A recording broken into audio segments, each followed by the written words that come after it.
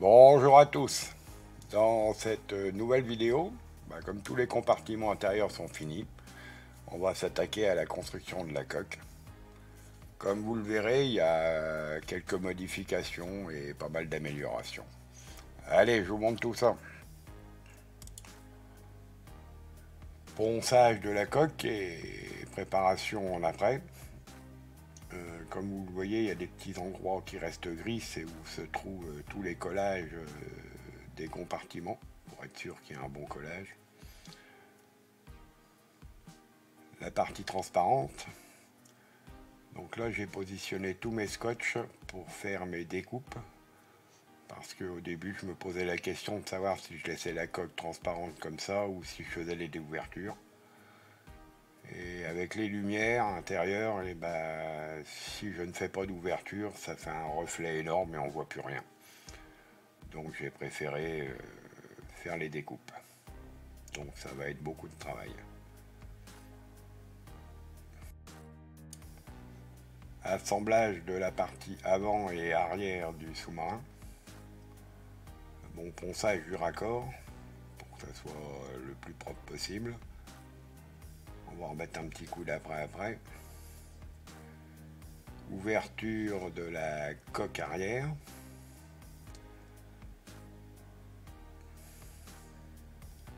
Pour éviter que la pièce soit trop fragile, j'ai mis un petit renfort en dessous.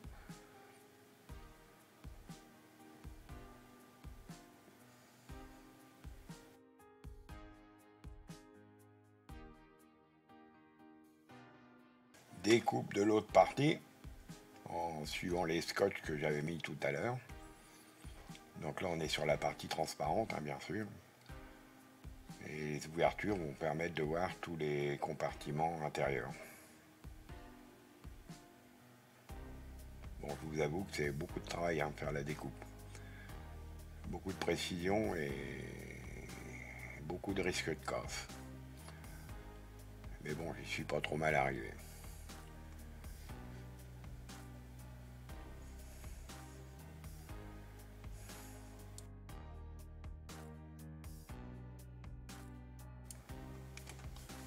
Préparation de la connectique à partir des supports qui sont prévus sur le sous-marin. Donc j'ai mis des connecteurs mâles et femelles avec 4 fils sur chaque pour permettre de faire toutes les connexions intérieures.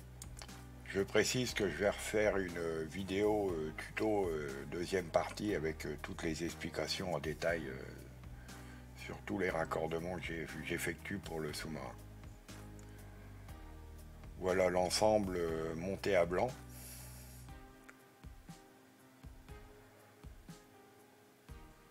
Avec toutes ces ouvertures qui correspondent à tous les compartiments.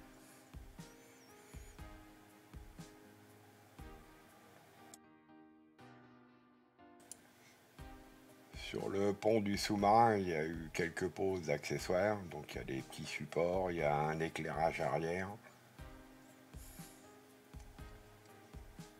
Et une petite lampe sur le milieu à côté du canon qui viendra. La partie avant.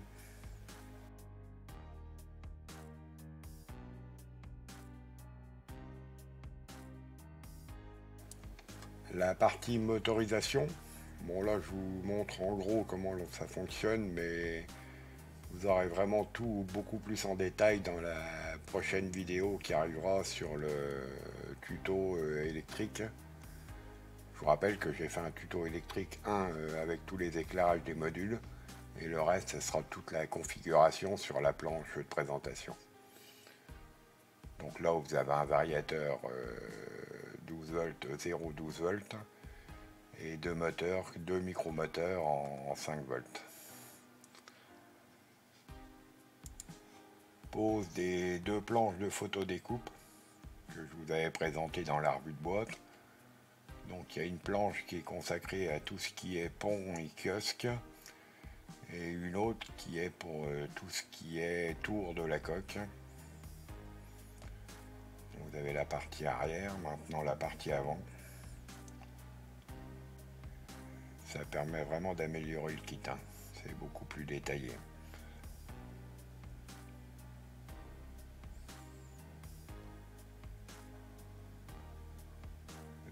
partie arrière.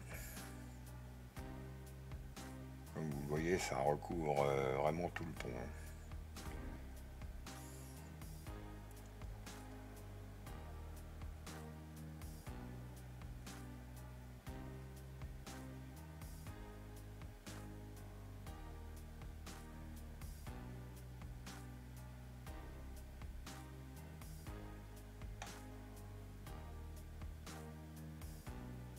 Et la partie avant.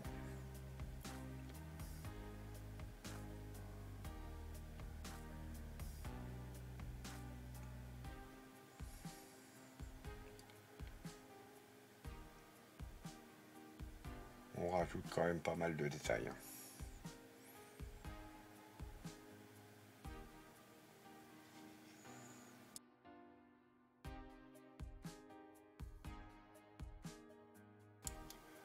On arrive aux accessoires qui se trouvent sur le pont. Donc là vous avez le canon avec pas mal de détails et des photos découpes aussi.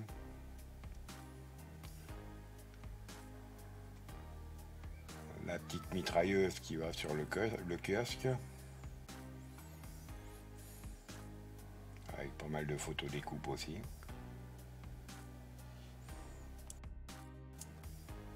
On arrive sur la construction du kiosque. Bon, il y a d'autres qui appellent ça le château. Moi, j'appelle ça un kiosque. Bon, chacun prend le nom qu'il voudra. Donc là, il y a un petit truc quand même à remarquer, c'est que la partie transparente que vous voyez là se trouve à l'opposé des parties transparentes normales.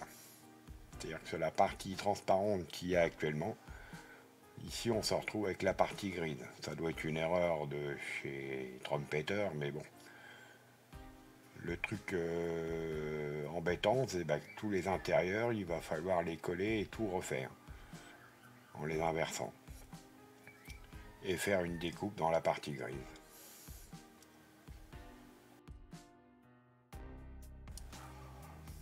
On a aussi beaucoup de photos découpes à rajouter. En plus, je vais rajouter un éclairage rouge et vert pour les signalisations bâbord et tribord et un feu arrière blanc. Et une LED blanche pour l'éclairage intérieur.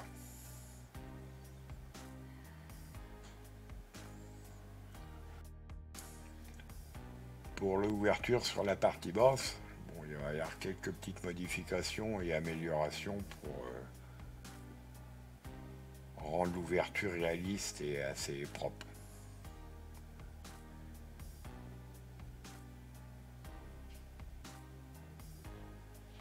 L'ouverture, je vais la pratiquer ici. On va découper un rectangle.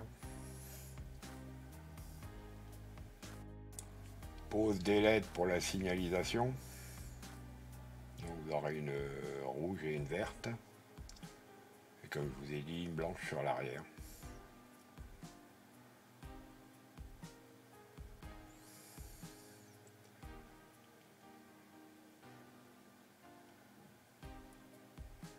Pour l'emplacement des LED, je vais faire une ouverture à cet endroit et glisser la LED à l'intérieur.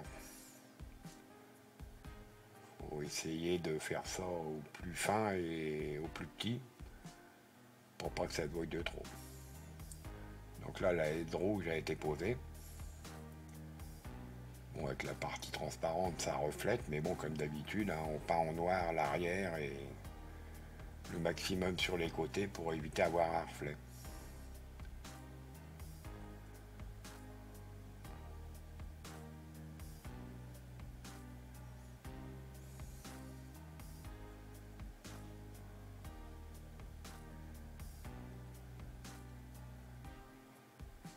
Les deux LED ont été posés. Là, j'ai rajouté deux petites côtés que j'ai modifiés en les chauffant pour pouvoir préparer mon ouverture et être pile au bon endroit.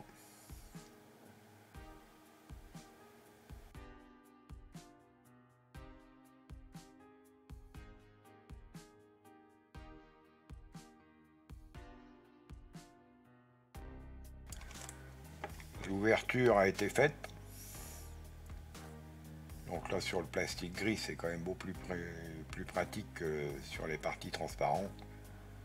Ça se travaille beaucoup mieux.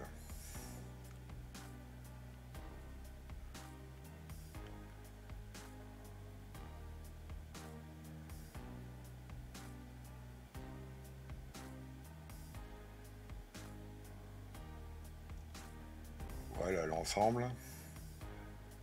Ce que ça va donner au niveau ouverture. En haut j'ai rajouté un petit bout de plasticard pour cacher le trou. Et les côtés ont été formés pour faire un ensemble qui soit à peu près propre.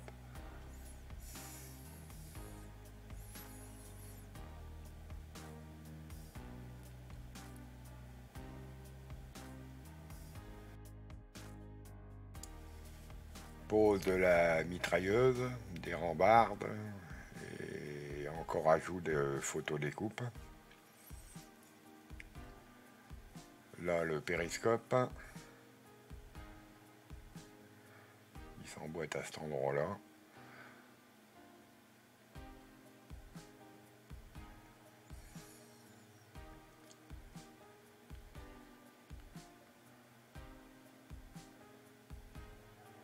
À l'intérieur, sur le dessous, il y a encore une échelle et puis il y a un bout du périscope.